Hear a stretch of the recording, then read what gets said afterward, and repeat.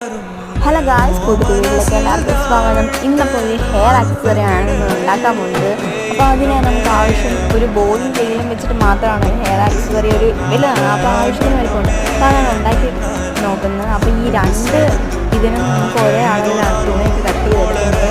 നമുക്ക് ഒത്തിരി സാധനങ്ങൾ ആവശ്യമുണ്ട്. നമുക്ക് വേണ്ടത് ഒരു നല്ല തുണിയോ ഇന്ത്യയിലൊക്കെ വെച്ച് ഉണ്ടാക്കിയെടുക്കാം.